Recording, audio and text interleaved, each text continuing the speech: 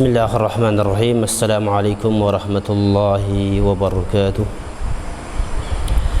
Alhamdulillahi wa kafa, wassalatu wassalamu ala nabiyil mustafa nabina Muhammadin wa ala alihi wa ashabihi wa man sara ala nahjihi wa iktafa atharahu ila yaumiddin. Rabbi shrah li sadri wa yassir li amri wahlul 'uqdatam min lisani yafqahu qawli. Allahumma 'allimna ma yanfa'una wanfa'na bima 'allamtana wa zidna 'ilma. Amma ba'du, ma'asyiral muslimin, saudaraku kaum muslimin dimanapun anda berada, alhamdulillah wa syukrillah, kita memuji Allah Subhanahu wa ta'ala dengan nama-namanya yang husna dan sifat-sifatnya yang mulia, serta hendaklah kita senantiasa bersyukur kepada Allah Subhanahu wa ta'ala atas segala limpahan rahmat, nikmat dan karunia-Nya, sehingga pada kesempatan malam hari ini kita kembali dipertemukan oleh Allah Subhanahu wa ta'ala dalam salah satu majlis ilmu yang guna kita berusaha untuk bersama-sama memahami ajaran agama kita ini. Karena sering kita ingatkan bahwasanya tatkala kita digerakkan hatinya oleh Allah Subhanahu wa ta'ala untuk mencari ilmu, untuk berusaha memahami ilmu din, berarti kita adalah orang yang terpilih, orang yang terpilih di antara hamba-hamba Allah Subhanahu wa ta'ala. Makanya Nabi mengatakan, man yuridillahu bihi khairan yufaqihu fid din. Barang siapa yang Allah Subhanahu wa ta'ala inginkan kebaikan bagi dirinya, maka Allah jadikan ia paham terhadap ajaran agama ini. Semoga Allah Subhanahu wa ta'ala senantiasa membimbing kita agar senantiasa memahami ajaran agama kita ini, baik yang terbesar sampai yang terkecil. Ikhwatul iman, saudara kaum muslimin dimanapun anda berada, pada kesempatan malam hari ini kita akan melanjutkan petuah Nabi SAW yang disampaikan kepada Abdullah bin Abbas radhiyallahu ta'ala anhu, yang mana kita telah mengambil 3 nasihat Nabi SAW, yaitu nasihat yang pertama adalah nasihat agar menjaga Allah Subhanahu wa ta'ala. Yang kedua, nasihat menjaga Allah Subhanahu wa ta'ala juga. Dan yang ketiga adalah nasihat agar kita senantiasa mengenal Allah Subhanahu wa ta'ala tatkala kita dalam keadaan lapang, maka niscaya Allah Subhanahu wa ta'ala akan mengenal kita tatkala kita mengalami kesusahan. Kemudian nasihat Nabi SAW yang selanjutnya, yang keempat adalah idza sa'alta fas'alillah wa idza ista'anta fasta'in billah. Jika engkau meminta, mintalah kepada Allah. Jika engkau memohon perlindungan, memohon pertolongan, mohonlah kepada Allah Subhanahu wa ta'ala. Nasihat ini, nasihat yang keempat ini merupakan nasihat yang sangat agung, sehingga Allah Subhanahu wa ta'ala menerangkan di dalam Al-Quran. Bahkan ayat ini sering kali kita baca tatkala kita salat, yaitu firman Allah yang mengatakan iyyaka na'budu wa iyyaka nasta'in. Hanya kepadamu kami bernyembah, kami beribadah, hanya kepadamu tempat kami minta pertolongan. Ikhwatul iman azzakumullah, berkaitan dengan minta kepada Allah adalah permasalahan yang diperintahkan oleh Allah Subhanahu wa ta'ala. Meminta kepada Allah adalah perintah Allah Subhanahu wa taala. Makanya tidak ayal Nabi sallallahu alaihi wasallam memerintahkan kepada kita, mewasiatkan kepada kita agar kita meminta kepada Allah. Di antaranya firman Allah Subhanahu wa taala dalam surat An-Nisa ayat yang ke-32. Kata Allah Subhanahu wa taala, "Was'alullaha min fadlih." Was'alullah, dan mintalah kalian kepada Allah Subhanahu wa taala min fadlih, dari karunia-Nya. Lihatlah di dalam hadis ini, di dalam ayat ini, Allah Subhanahu wa taala menerangkan kepada kita sebagai hamba-Nya, hamba yang beriman kepada-Nya, agar kita meminta karunia kepada Allah Subhanahu wa taala. Karunia Allah Subhanahu wa taala sangatlah banyak. Karunia Allah sangatlah banyak. Maka tatkala kita membutuhkan sesuatu tersebut, maka minta kepada Allah Subhanahu wa taala. Dan ingatlah ikhwatal iman azzakumullah, dalam kehidupan kita ini kita tidak pernah terlepas dari yang namanya masalah. Baik masalah itu masalah yang paling besar, ataupun masalah tersebut adalah permasalahan yang remeh. Akan tetapi tugas kita adalah tatkala kita mendapatkan masalah, walaupun masalah tersebut adalah permasalahan yang remeh menurut kita, maka hendaklah kita minta kepada Allah Subhanahu wa taala untuk memberikan jalan keluar. Kemudian juga Nabi sallallahu alaihi wasallam menjelaskan dalam satu hadis yang diriwayatkan oleh Imam At-Tirmidzi dari sahabat Ibnu Mas'ud radhiyallahu taala anhu. Nabi sallallahu alaihi wasallam mengatakan, "Sallallahu min fadlih." Sallallahu, mintalah kalian kepada Allah. Min fadlihi, apa yang kita pinta? Karunia-karunia Allah. Rizki, kesehatan, keturunan, harta. Minta kepada Allah Subhanahu wa taala. Fa inna Allah yuhibbu an yus'al. Kata Nabi sallallahu alaihi wasallam, karena sesungguhnya Allah Subhanahu wa taala sangat senang untuk diminta. Jadi Allah Subhanahu wa taala senang untuk kita mintai. Kemudian dalam riwayat yang lain dari Abu Hurairah radhiyallahu taala an, Nabi sallallahu alaihi wasallam mengatakan, "Man lam yas'alillah yaghdaf alaih." Barang siapa yang tidak meminta kepada Allah, maka Allah murka kepadanya. Barang siapa yang tidak mau minta kepada Allah, maka Allah murka kepadanya. Maka mintalah kepada Allah Subhanahu wa taala. Bahkan disebutkan dalam hadis sampai-sampai permasalahan sandal kita minta kepada Allah Subhanahu wa taala. Disebutkan oleh Imam At-Tirmidzi dalam sunannya, Nabi sallallahu alaihi wasallam mengatakan, "La yas'al ahadukum rabbah hajatahu kullaha hatta yas'alahu shis'a na'lih idan qata'a." Kata Nabi sallallahu alaihi wasallam, hendaklah salah seorang di antara kalian meminta kebutuhannya seluruhnya kepada Allah Subhanahu wa taala. Hendaklah salah seorang di antara kita meminta segala kebutuhan kita kepada Allah Subhanahu wa taala.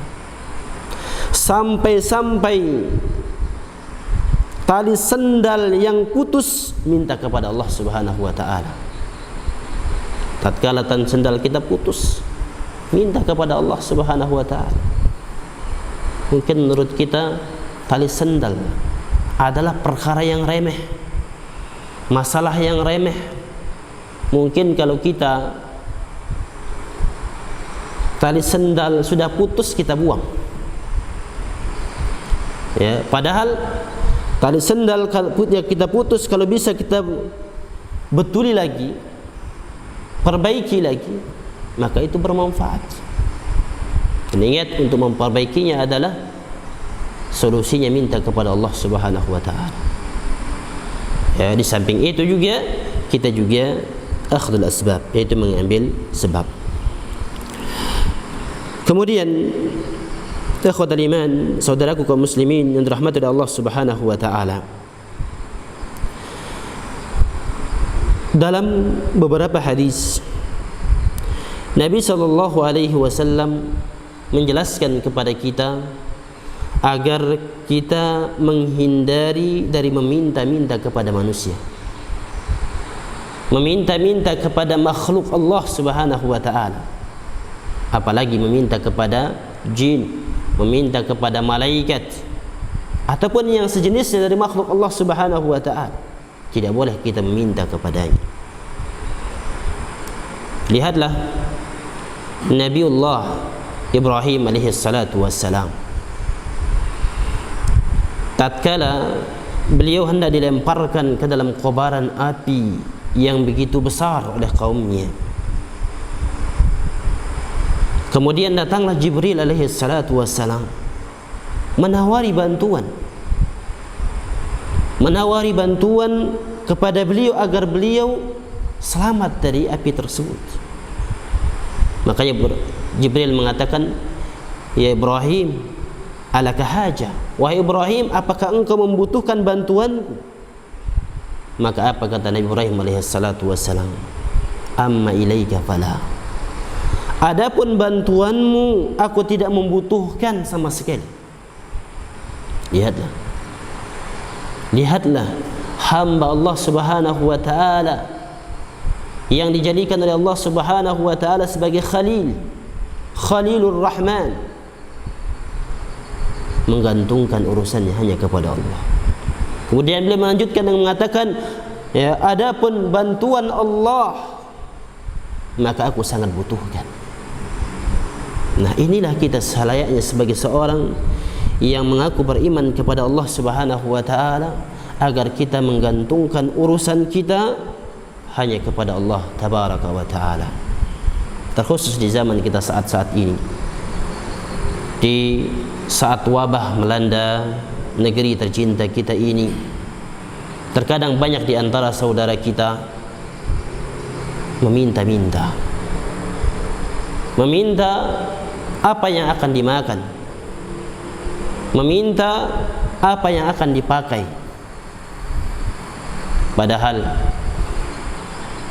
ujian ini kalau kita bandingkan dengan ujian Nabi SAW dan para sahabat, ini masih tidak ada apa-apanya.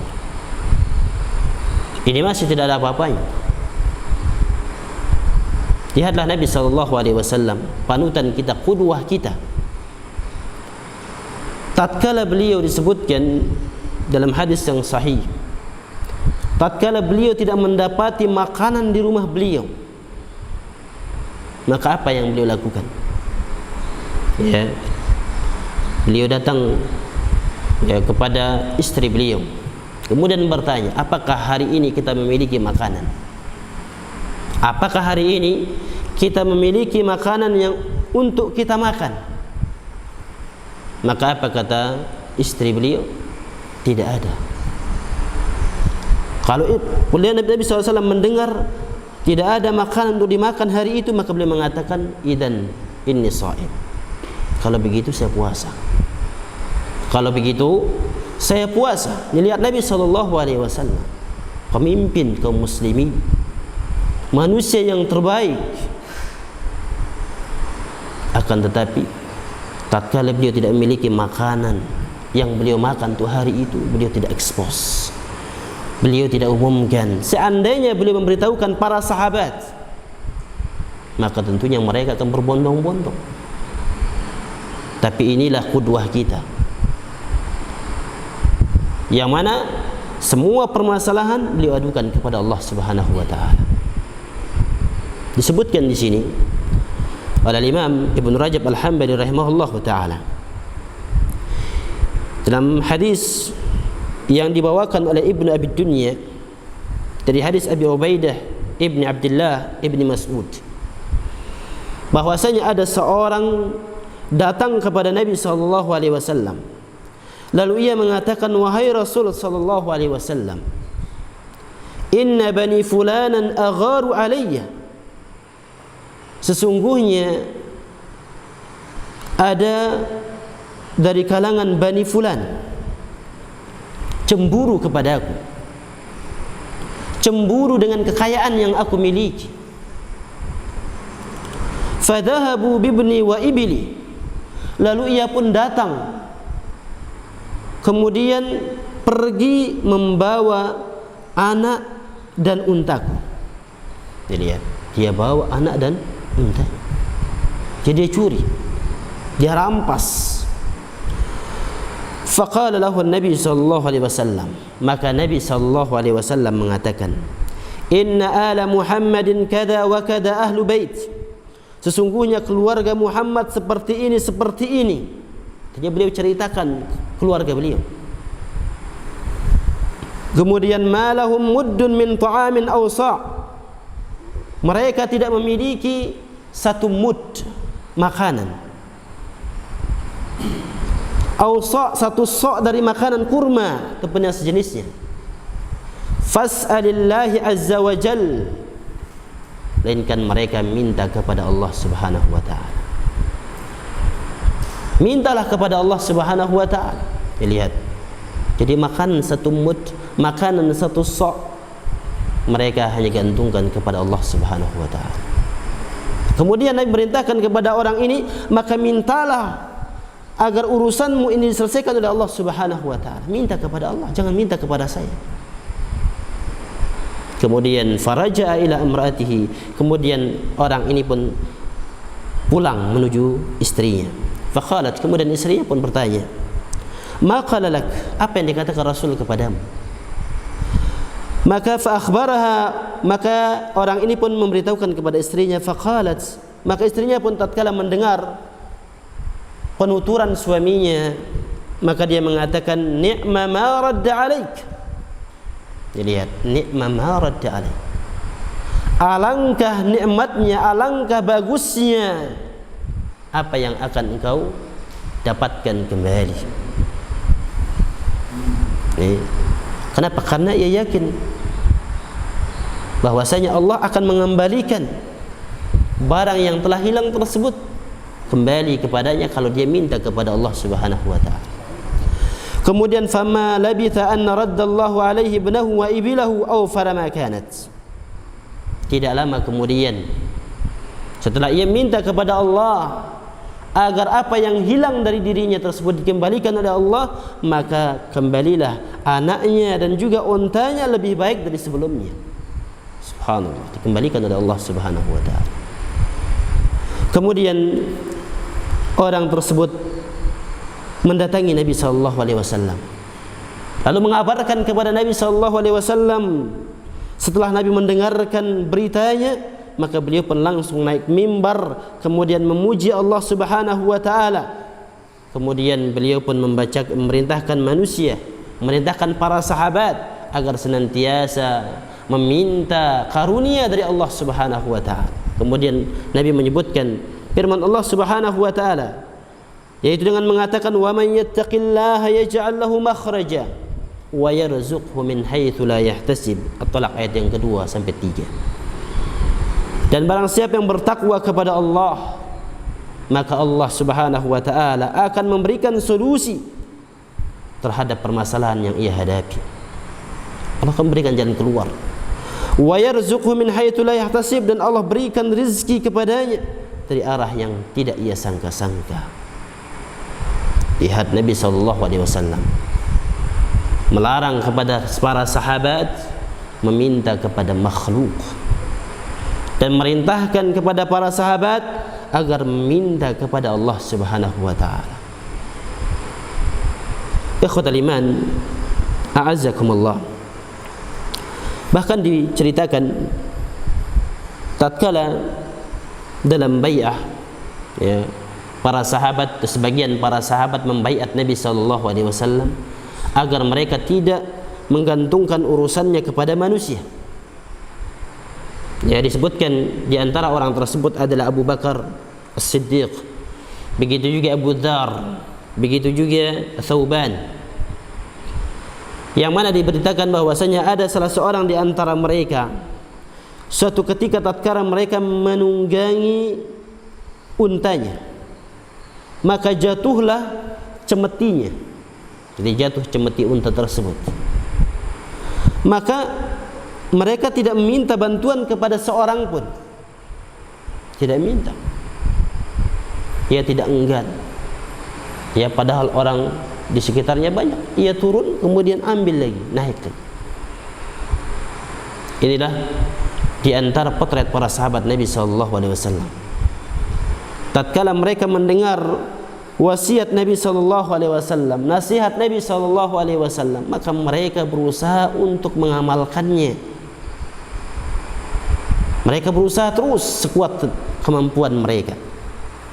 Tapi mungkin timbul pertanyaan, apakah kita tidak diperbolehkan meminta bantuan kepada selain Allah, yaitu manusia? Maka Syekh Shalih Al-Fauzan hafizahullah taala menjelaskan, beliau mengatakan meminta ini ada dua.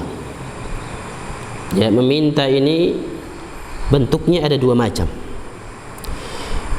Yang mana permintaan yang pertama adalah ini tatkala meminta kepada manusia, ya. Yang kita bahas adalah minta kepada selain Allah, diminta kepada manusia, bukan minta kepada para jin, tapi minta kepada manusia, minta bantuan. Macam yang pertama adalah su'alun fima la yaqdiru alaihi illallah, meminta kepada manusia terhadap perkara yang tidak ia mampu. Meminta bantuan kepada manusia terhadap perkara yang tidak ia mampu kecuali Allah. Ya, hanya Allah yang mampu. Seperti Nabi tadi, ya, meminta, ada seorang sahabat tersebut meminta agar Nabi mengembalikan anak dan juga untanya. Maka tentunya Nabi tidak akan mampu. Nabi tidak mengetahui perkara gaib. Ya, berbeda dengan sebagian klaim orang zaman sekarang. Ya, ada salat raghaib, yang mana tujuannya katanya agar apa yang hilang tersebut bisa didapat kembali. Ya. Makanya Nabi SAW merintahkan minta kepada Allah. Kenapa? Karena Nabi SAW tidak mampu. Su'alun fima la yaqdiru alaihi Allah, permintaan bantuan yang manusia tersebut tidak mampu untuk memberikannya. Yang mampu hanya Allah Subhanahu wa taala. Maka kalau yang seperti ini hukumnya adalah syirkun akbar. Hukumnya adalah syirik yang besar. Ya, syirik yang besar. Seperti orang-orang yang berdoa minta kepada orang yang mati. Datang ke kuburannya, minta ke sana, ya fulan, agisni. Ya. Lindungi saya. Keluarkan saya dari masalah.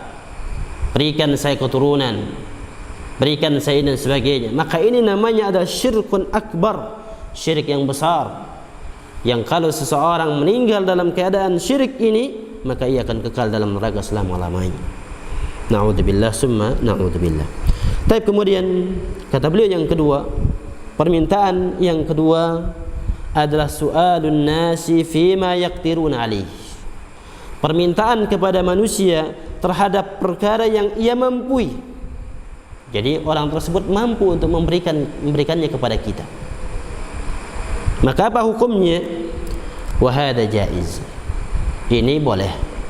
Permintaan yang demikian boleh. Ya. Misalnya kita hari ini tidak ada yang kita masak, maka datang ke Pak Fulan karena kita tahu dia adalah orang yang berduit, maka taklah boleh kita minta ke situ, boleh. Ingat, ini adalah boleh. Kemudian beliau mengatakan fa yajuzu laka an tas'al idza ihtajat, ya. Boleh engkau meminta kepada manusia, ya, yang mampu memberikan kepada engkau kalau engkau butuh. Jadi, kalau kita benar-benar butuh. Tapi kalau kita enggak butuh maka tidak boleh. Hindari, jangan. Ya.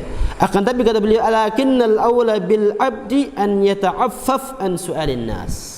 Akan tetapi yang lebih utama, hendaklah seseorang tersebut menjauhkan dirinya dari sifat meminta-minta kepada manusia. Ya. Jadi yang lebih utama adalah menjauhi. Sebagaimana Nabi SAW, sebagaimana para sahabat Nabi SAW. Ya. Kalau tidak mampu, artinya tidak ada yang makanan untuk dimakan hari itu, puasa. Islam gampang. Lihat juga sahabat yang lain, Abu Hurairah radhiyallahu taala an. Abu Hurairah radhiyallahu taala an sampai disebutkan sering sekali pingsan. Pingsan dalam keadaan mengikatkan batu di pinggangnya untuk menahan rasa lapar. Ya. Kita belum saja merasakan pingsan gara-gara lapar, ya, sudah sering meminta kepada manusia. Maka ikhwatal iman azzakumullah, jadi ini di antara dua hukum berkaitan dengan meminta-minta kepada manusia. Akan tapi sekali lagi kita sebutkan al-aula, sebagaimana nasihat Nabi SAW adalah hendaklah kita meminta segala urusan kita hanya kepada Allah Subhanahu wa taala. Jauhi meminta kepada manusia. Karena ingat kata para ulama, ya, yang disebutkan oleh Imam Ibn Rajab Al-Hambali rahimahullah ta'ala, beliau mengatakan wa'lam, ketahuilah bahwasanya meminta kepada selain Allah Subhanahu wa ta'ala, ya, bahwasanya meminta su'alillah azza wa jalla, bahwasanya meminta hanya kepada Allah Subhanahu wa ta'ala dan tidak meminta kepada makhluknya, maka inilah yang diinginkan. Inilah yang dibenarkan oleh syariat Islam. Ya, kita meminta kepada Allah. Karena ingat, ikhwatul iman azzakumullah, dimanapun anda berada, bahwasanya semua yang kita dapatkan itu datangnya dari Allah Subhanahu wa taala. Bukan berarti kita tidak mendapatkan harta tersebut kecuali dari orang kaya, tidak. Maka jangan sampai kita menggantungkan urusan kita kepada manusia. Lihat kata Al-Imam Ibn Rajab, ketahuilah bahwasanya meminta hanya kepada Allah Subhanahu wa taala duna khalqihi, dan tidak meminta kepada makhluk yang lain, makhluknya huwal muta'ayyan, inilah yang dibenarkan. Inilah yang diinginkan oleh syariat Islam. Apa alasannya? Alasan yang pertama adalah anna su'ala fihi izharud dul minas sa'il. Alasan yang pertama, karena meminta kepada manusia, meminta kepada makhluk tersebut berarti kita menampakkan kehinaan di hadapan makhluk tersebut. Ya, minta kepada manusia menampakkan kehinaan, maka tidak boleh kita menghinakan diri kepada orang kaya. Tidak boleh kita menghinakan diri kepada orang-orang yang mungkin mampu membantu dari segi materi. Tidak boleh. Kenapa? Karena itu bukan milik dia. Kekayaan yang ia dapatkan tersebut bukan milik dia, tapi yang punya itu adalah milik Allah Subhanahu wa taala. Kapanpun Allah Subhanahu wa taala akan cabut, Allah berhak mencabutnya. Maka ini nasihat bagi kita semua kaum muslimin dimanapun kita berada. Janganlah kita berpikiran, janganlah kita berpatokan bahwasanya kesuksesan tersebut, satu kesulitan tersebut hanya bisa diselesaikan dengan uang, hanya bisa diselesaikan dengan kecerdasan. Tidak. Akan tetapi permasalahan-permasalahan yang ada akan terselesaikan tatkala kita gantungkan semua kepada Allah Subhanahu wa taala. Lihat Nabi sallallahu alaihi wasallam, hidup yang sederhana. Rumah beliau tidak bertingkat, tahta beliau tidak bertingkat-tingkat, ya. Akan tapi apa yang beliau dapatkan? Kesuksesan dalam memimpin kaum muslimin, kesuksesan dalam menanamkan rasa tauhid di dalam dada-dada para sahabat. Belum lagi sukses pada hari kiamat nanti. Bahkan Nabi sukses menjadi manusia yang terbaik, sayyidul ulil adam. Maka ikhwatal iman azzakumullah, hendaklah kita menjauhkan diri kita dari sifat meminta kepada manusia.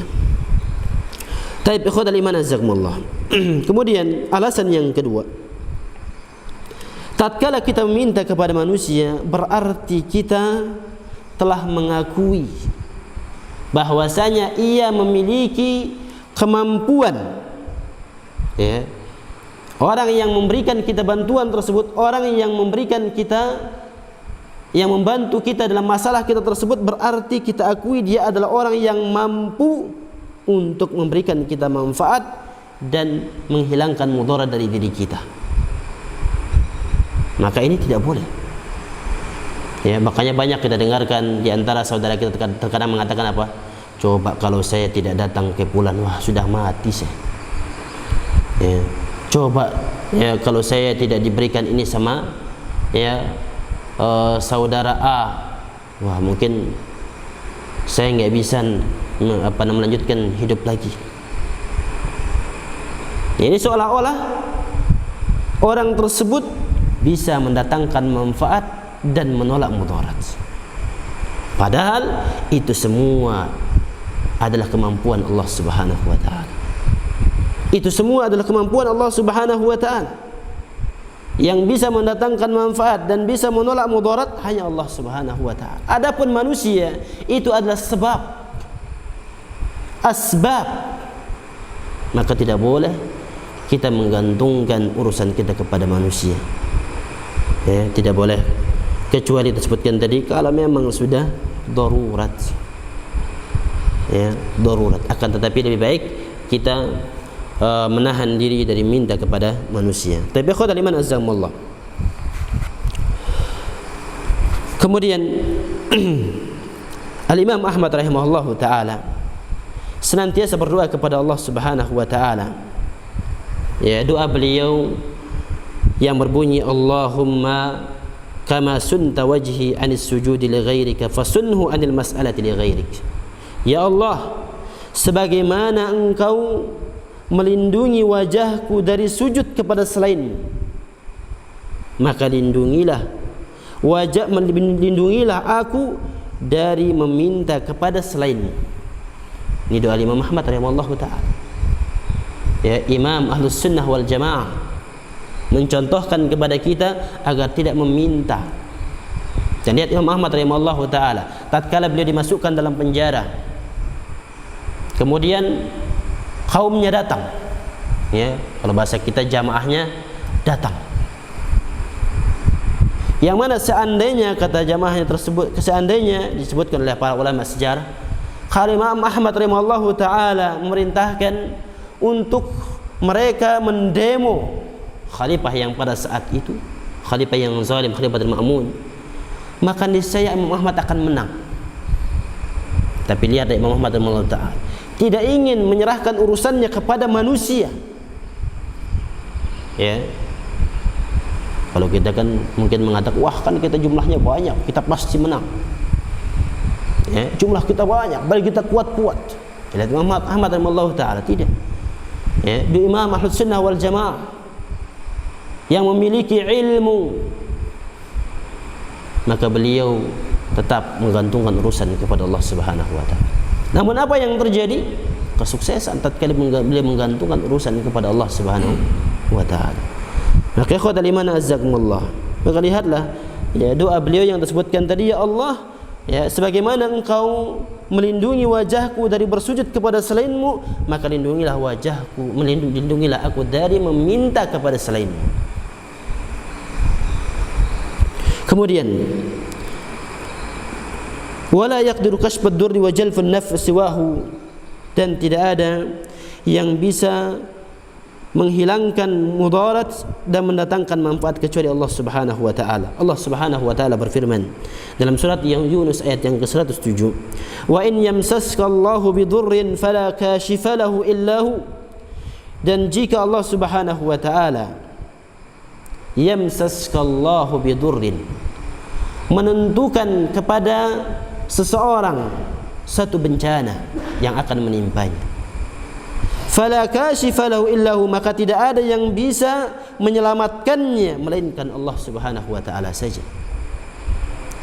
Wa in yuridka bi khairin fala radda li fadlih, dan jika Allah Subhanahu wa taala menginginkan kebaikan kepada seseorang, maka tidak akan ada yang bisa menghalanginya. Inilah yang harus kita pegang teguh, ikhwati iman azzakumullah. Terkhusus di zaman kita saat ini, ingatlah, yakinlah kepada Allah Subhanahu wa taala. Allah menciptakan makhluknya ke muka bumi ini semuanya ya dengan hikmah, yang mana Allah akan menjamin rizkinya, Allah akan memelihara dia. Tapi ingat, syaratnya adalah benar-benar yakin kepada Allah. Tapi kalau kita tidak yakin, ya, maka mustahil, ya, mustahil akan kita dapatkan kalau kita tidak yakin.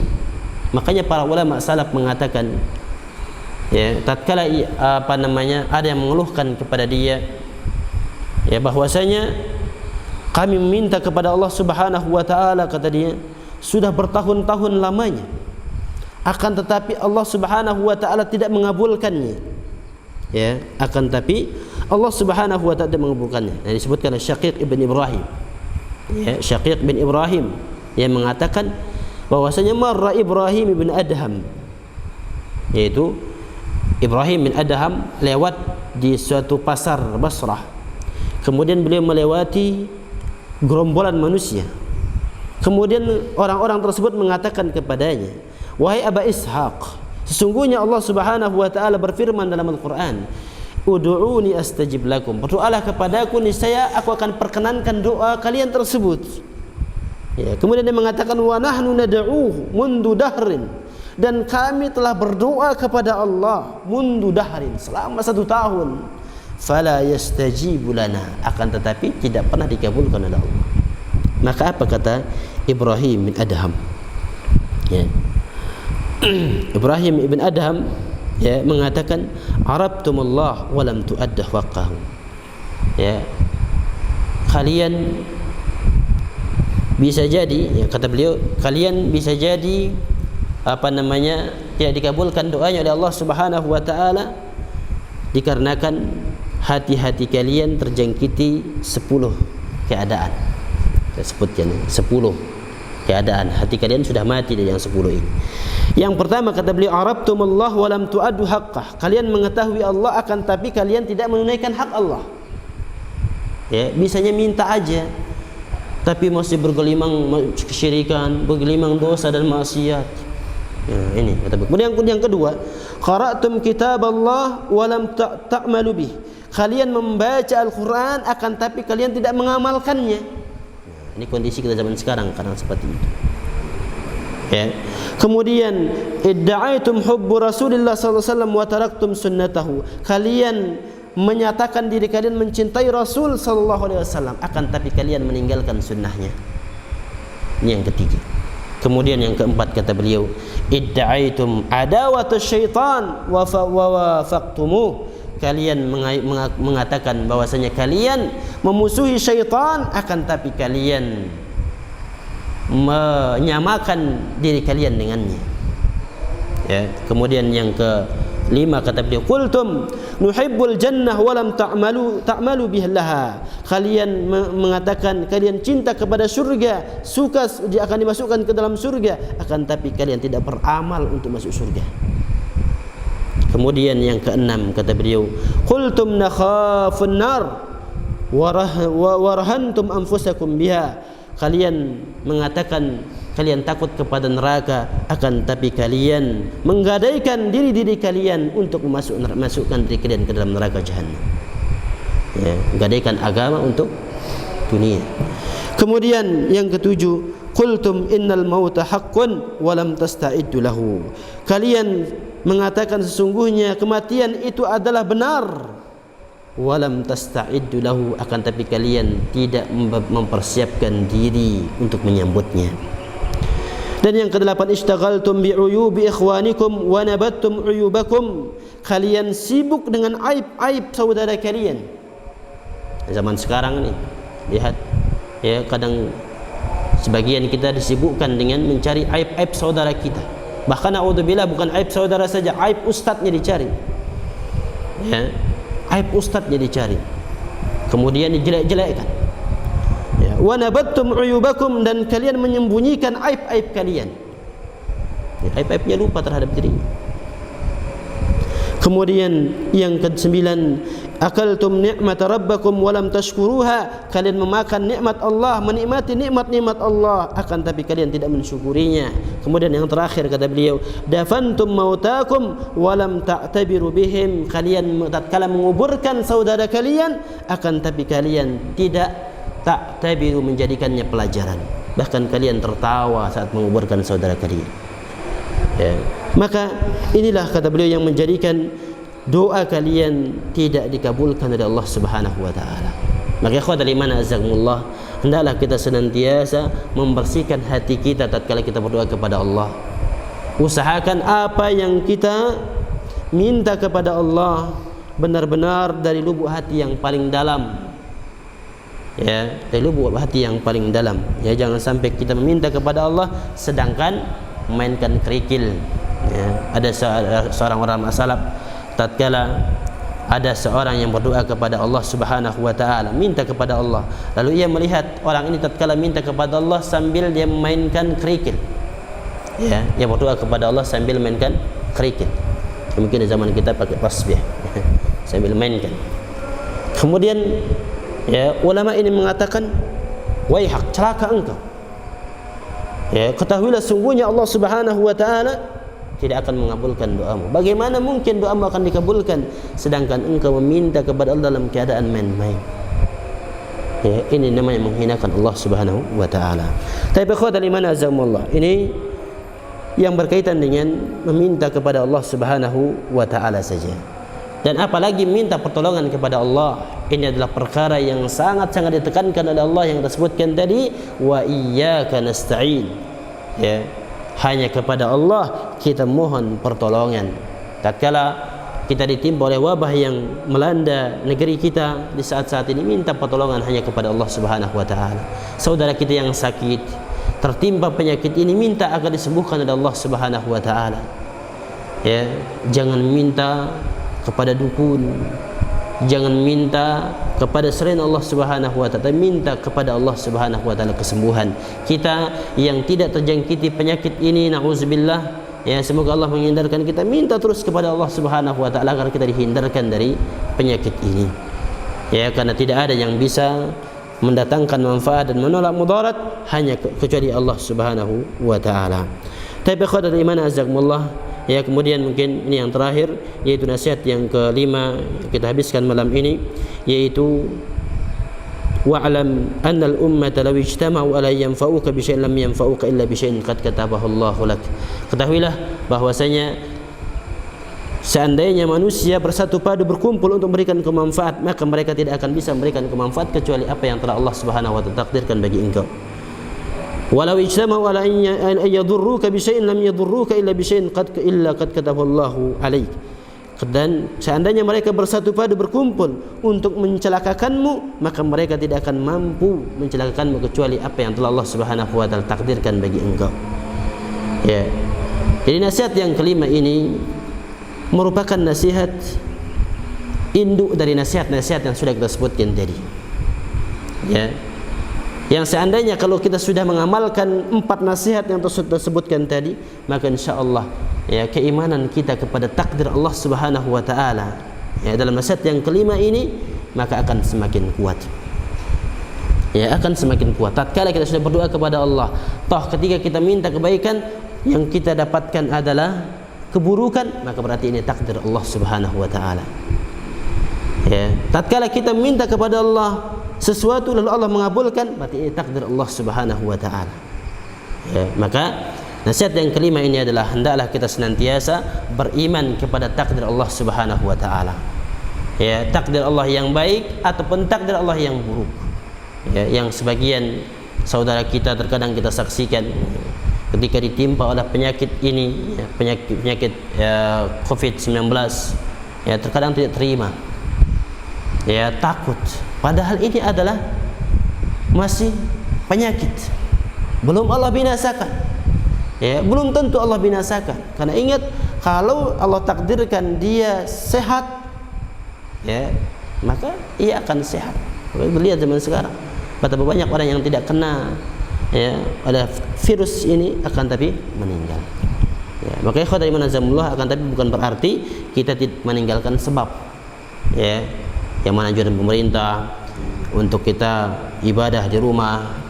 Ya, jangan sampai kita tidak ibadah di rumah. Kenapa? Karena ya sebagaimana disebutkan, ya, kita ketahui bersama bahwasanya virus ini ya kita bukan takut untuk matinya, tapi penyebarannya yang cepat.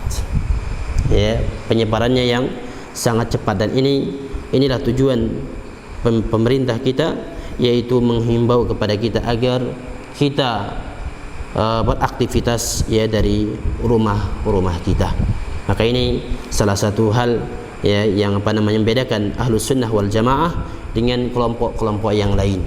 Yang mana Ahlus Sunnah wal Jamaah yaitu mereka senantiasa mengambil asbab, ya, baru setelah itu mereka berikhtiar kepada Allah, menyerahkan takdir mereka kepada Allah Subhanahu wa taala. Ya, bukan ya seperti orang-orang Jabriyah yang mana hanya mereka mengatakan semua yang terjadi ya kepada saya ya, adalah kehendak Allah. Kalau saya mati ya mati, ya. Kalau saya hidup ya hidup, ya. Sehingga tidak melakukan sebab. Ya, kalau seperti itu sudah ya, uji saja dengan ditusuk dengan pedang. Sini saya tusuk dengan pedang. Ya, kalau kamu enggak mati, ya berarti takdir Allah. Kalau kamu mati takdir Allah. Berani enggak mereka? Berani.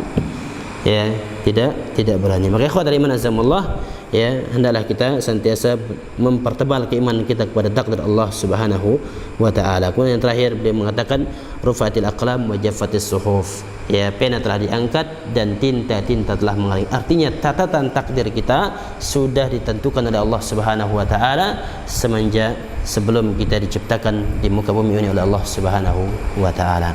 Tapi ikhwah dari manazamullah, inilah di antara 5 wasiat Nabi sallallahu alaihi wasallam, nasihat Nabi sallallahu alaihi wasallam yang juga yang harus kita pegang ya terkhusus di zaman ini, yaitu untuk senantiasa menjaga Allah Subhanahu wa taala, senantiasa mengenal Allah, senantiasa yaitu minta kepada Allah Subhanahu wa taala dan menerima takdir Allah Subhanahu wa taala. Semoga yang sedikit ini bermanfaat dan menjadikan kita semakin memiliki keimanan yang kuat ya kepada Allah Subhanahu wa taala, terkhusus di zaman fitnah yang melanda negeri kaum muslimin, ya terkhusus di negeri kita ini. Baik, inilah yang bisa kami sampaikan, kurang lebihnya kami mohon maaf. Wa sallallahu ala nabiyina Muhammad wa ala alihi wa sahbihi wa sallam. Subhanakallahumma bihamdika asyhadu an la ilaha illa anta astaghfiruka wa atubu ilaik. Assalamualaikum warahmatullahi wabarakatuh.